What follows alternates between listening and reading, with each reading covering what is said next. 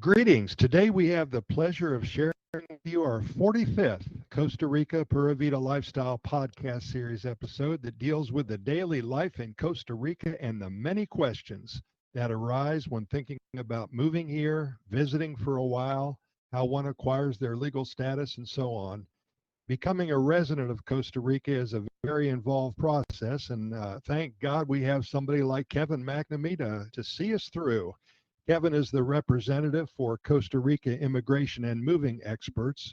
He and his entire team have helped hundreds of people in acquiring their legal status and everything that's involved with the process, the legal process, and also moving here. He's been doing this for many years. He's an expert, a professional, and a perfectionist when it comes to his business.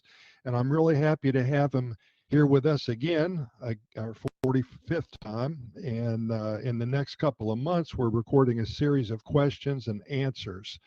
And Kevin's going to be on the answer side, and I'll be on the question side. So, Kevin, welcome for the 45th time. We appreciate your spending a few minutes with us, explaining what you know and what we need to know about Costa Rica, moving here and visiting.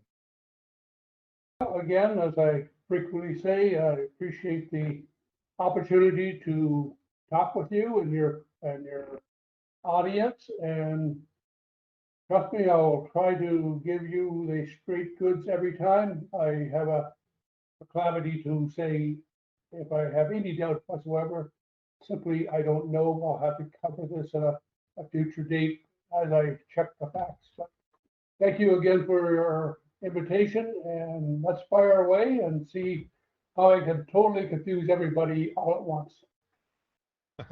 Sounds good, Kevin. Hey, in our first 44 episodes, we've discussed a lot of information about Costa Rica. And again, I thank you from all of our readers and listeners. We have over 211,000 now as of today, and I'm very excited about that. But that also gives us an endless bucket full of questions. And one of the questions that I've been reviewing and listening to for the past week or so, because as you know, there's an uptick of expats coming to Costa Rica for one reason or another. A lot of them ask me what it's like here in Costa Rica. They ask me 3 or 4 months down the line when I'm living here finally, what can I expect? And you stay in touch with a lot of your clients. What do they tell you? Well, yes, I do stay in touch with a lot of my clients because I'm part of the expat community here, and they keep meeting me at various functions and such. And a number of them, a goodly number of them, I treat as friends because that's what we have become. Because at a certain stage, we all continue to be visitors in Costa Rica. It doesn't matter if you've been here for 1 month, 1 year, 10 years, 30 years, 32 years and a half, like myself. So the community, it's not us and them. It's a community that you spend part of your time with the Costa Ricans and fellow expats and people been here for a long time and a short time. Fellow people that are in business here, we run across each other, figuratively speaking, many a time. Running across people physically is hard in the car, so we try to not do that too often. But it's a very good question on your behalf, and sort of a broad spectrum answer. What can you expect, and what can you expect contact wise or family wise or friend wise and such? It's the old story. You get basically what you put out. If you go to some sort of beach and say, I'm building my house here and I don't want a road to my house, and I don't want power, and I don't want power, and I don't want internet and such a telephone. Well, you won't meet too many people, but if that's what you want, it's available here, just like almost everything's available. The closer you are to the larger hubs, this is the Central Valley, would be San Jose, Escazú, Santa Ana, on and on, all the way up to the international airport, merging into Cartago area. It's all called part of the Central Valley and such, and you meet everybody like you would like any other country, every other city or town that in your country that you're coming from. It's just you make the effort to meet people, you will.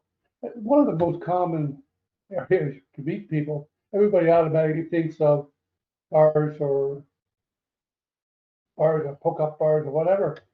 Believe it or not, most people, no, I shouldn't say most people, but a lot of people ask them, is the Episcopalian church here, is the Catholic church here, is the Protestant churches here, et cetera, et cetera. That's a great place to meet other families, of Costa Ricans and uh, people of your own religion. Is there a Jewish synagogue here? There's a number of them. There's a large Jewish population. Most of those people came from the exodus from because of the Second World War, and the families settled here. The intermarried, quite common here, and we have a goodly representation of Jewish people. The Mormon church is alive and active here. Seventh-day Adventist churches are certainly alive and well here, as my wife knows. And the Catholic Church is predominant here. And that's because I know that, because I happen to be Catholic and my wife happens to be a Seventh-day Adventist. And so there's a wide variety of ways of meeting people and such. One of the other amazing aspects people never seem to check out, and the ramifications are not great, but there is the fact that if a person is from America or part of Europe or from Canada or the British Commonwealth, a goodly part are not aware of the fact that we do not operate under Anglo-Saxon law here. Like much of Canada is Anglo-Saxon law, all the USA is Anglo-Saxon law, but Costa Rica is Neapolitan law, which is typical of a lot of European countries. Is there a big difference? Some, but not to the point where you say, call my mover, I'm moving back to my home country. Subtle things are applicable here that people say, my God, I've been here for 10 years and didn't know that. The big difference is, and we hear Americans in particular say this, they encroach on the law or break the law, and they get penalized by put in jail until they have the court hearings. And a month goes by or so, which is not untypical of getting a court date. But the fact is, in Costa Rica and Costa Rica law, which is Neapolitan law, you are guilty until you are proven innocent. The other way around, from Anglo-Saxon law, it's innocent until proven guilty. We had a chap that committed a felony, and a rather grave one, no violence and such encountered, but financial scam. And they put him in prison until they could to clarify or get a case built, a larger case or a firmer case built against him. So he called for and got an interview with a local newspaper or TV program, whatever. He was on some public mechanism, I believe it was the newspaper, claiming, and erroneously, but claiming, as everybody in the world knows, you're innocent until proven guilty. And the TV host, yeah, it was TV. The TV host just let him talk. So 5 or 10 minutes, he claimed his rights as a citizen of the world, that everybody knows you're innocent until you're guilty, till you're proven guilty, blah, blah, blah, blah, blah. And then at the very end of this, the talk or the dissertation or whatever you want to call it, the host said, well, you are in Costa Rica and it is Neapolitan law, and your premise of your whole 20 minutes now has been how hard done by you have been by Costa Rica and the legal system because you, assuming you're innocent until you're proven guilty. And the man just wilted because all his frustration and pent-up emotion and such was predicated on a false premise. Now, did it change the outcome of the law? No, he was found guilty, and he was, by his own admission later, guilty of what they charged him, but he didn't think it was that bad of what he'd done. And I guess ripping off little old ladies and naive fellow home country people is frowned on a lot more here than it is in his home country. The fact is, he did go to prison. I believe he's still there, but I can't verify that for a fact. But that's just one of the interesting things. But their traffic laws are basically the same as we have in most countries. Some countries slightly variations. The stop lights here, you do have the right to look, check, and turn right on red if there's no oncoming traffic. Late at night, if you come up to a stop sign, you wait stop light, and usually there's a stop sign also, and you check the traffic both right and left. Most people proceed through because it's just common sense, and this is what you do find in Costa Rica. There's an awful lot of common sense. There's nothing coming, senor. I mean, simple as that. Mr. Policeman, here's the first car I saw in the last 5 minutes. Yes, I went through the red light. Turned right on the red light. And I believe some people take advantage of the fact that they can't turn left on it, and they do it. But you're not going to be inundated. You're not going to have a lot of problems with the law. It's just a fact that it's different.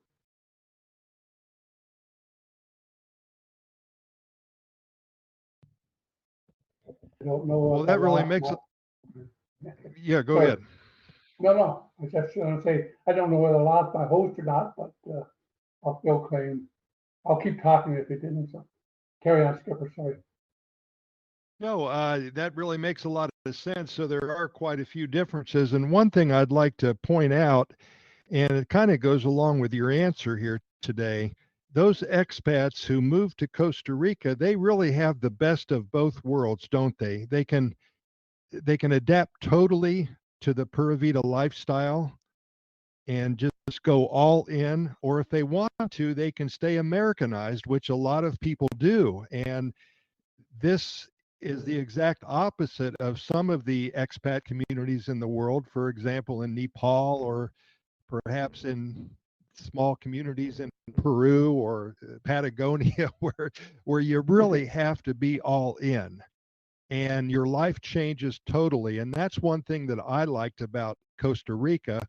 I feel like I am all in now, but for the first couple of years when I visited and lived in Costa Rica, I tended to kind of ease my way into it. Do you see what I'm talking about? Exactly. See, this segues into the question people ask: well, where do the Americans live? Where do the Canadians live? Where do the French Canadians live?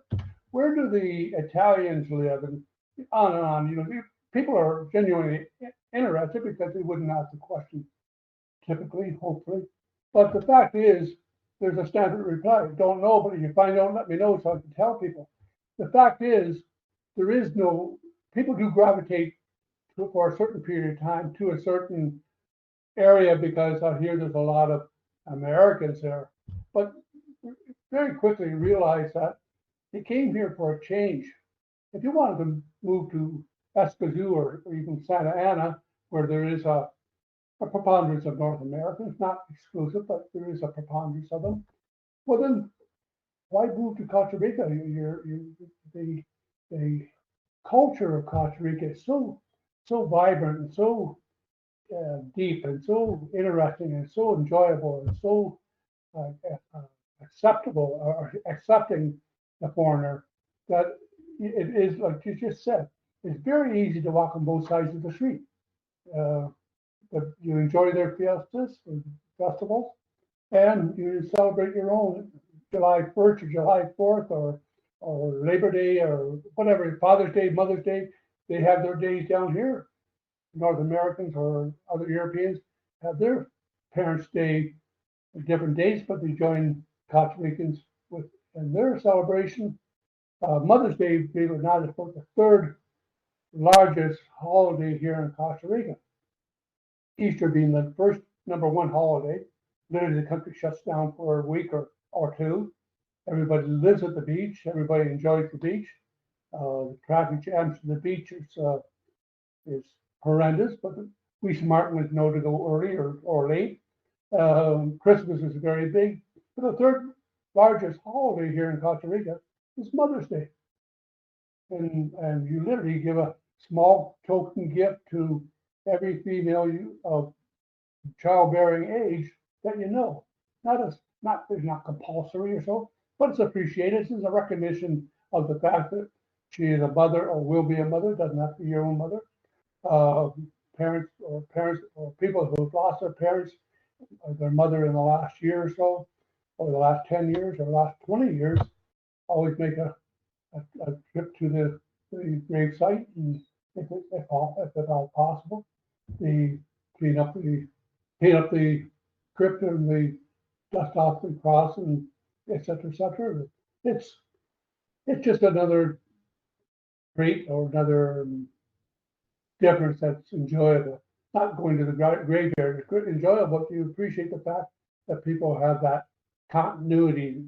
They're established well in the Spanish tradition or the Costa Rican tradition, and they're very acceptable to the foreigner, gringo. If you're not a Costa Rican, Costa Rican is just a tendency to say you're a gringo. You know, as a Canadian, I don't care, and some Americans take umbrage at it being called a gringo. It's certainly not said as a derogatory comment. It's just a distinction between the fact that you're not Costa Rican. No put down whatsoever. I don't care what they call me, as long as they call me, and that's all. Literally, that sums up my whole philosophy a little bit. I guess I'm getting a little tica-wise here after 33 years. I think I don't dream in color, and I don't dream in Spanish, that's for sure. And I don't speak Spanish if I don't have to, because I claim I know enough Spanish to get in trouble and embarrass myself. But there are some key words you learn very quickly, and your Costa Rican friends will tell you very quickly that most important words to say when you're in a bar or restaurant with your Costa Rican friends, and these are them saying this to you, is to say "La cuenta, por favor." And you always say that at the end of the meal, and you say it loud and clear. And it took me a couple months to realize that "La cuenta, por favor" means the bill, please.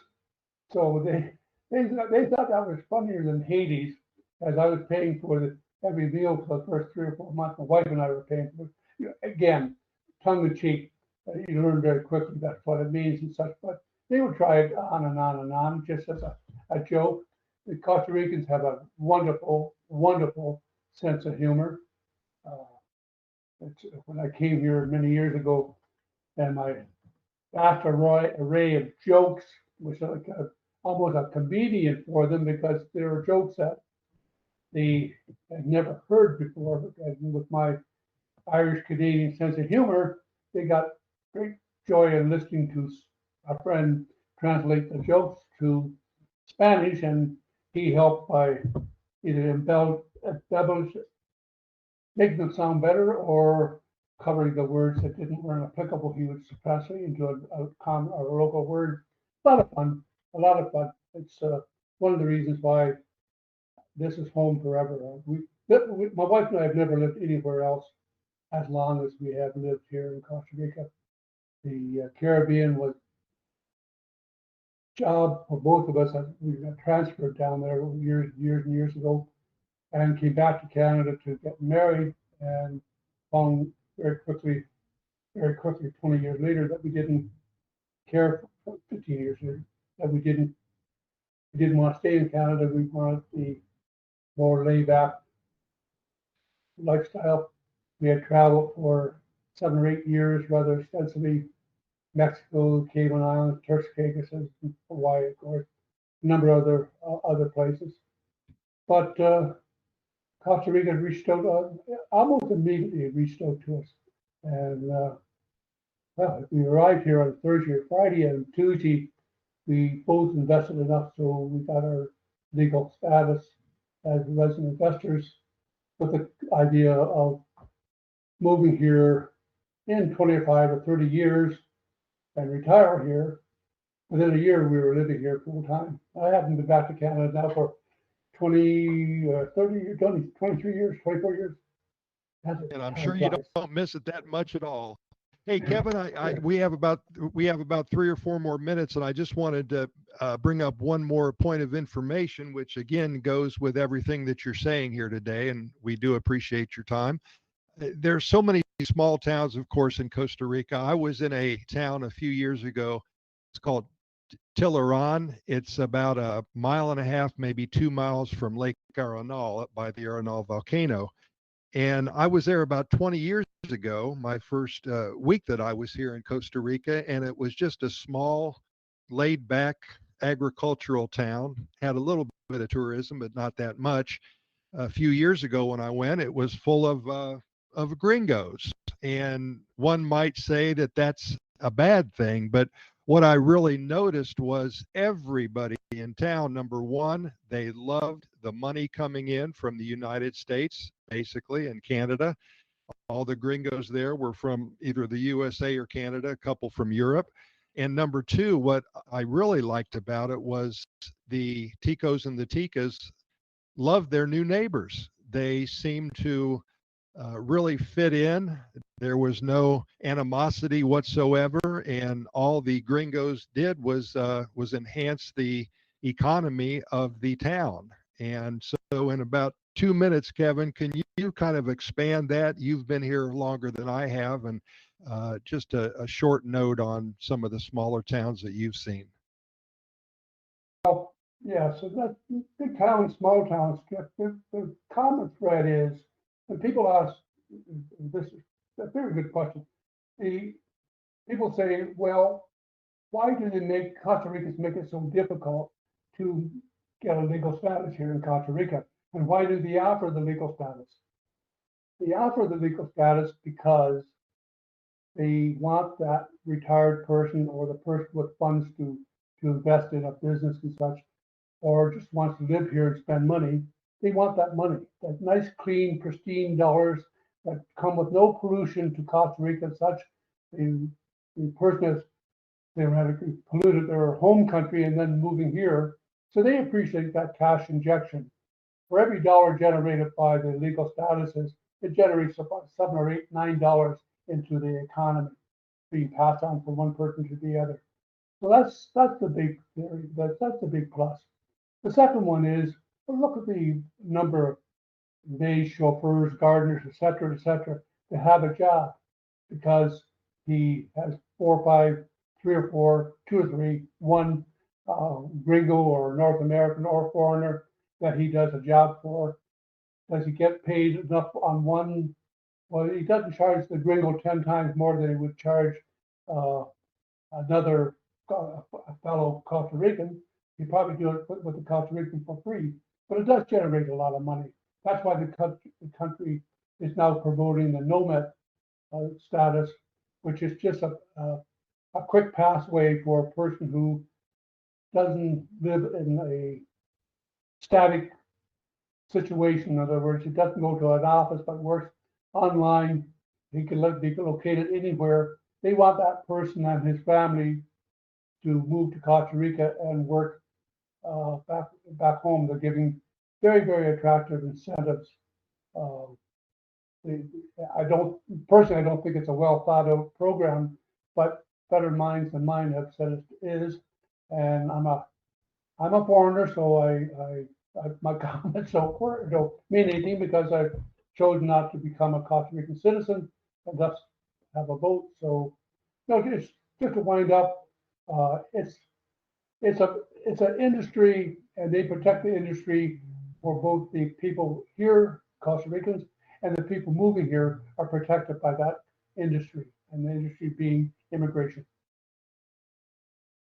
Yeah, and I think just to finish up here, I think that 99% of the the expats here really appreciate this country, and they do a lot. They give back, they pay it forward, and that's such a beautiful thing when you think about it.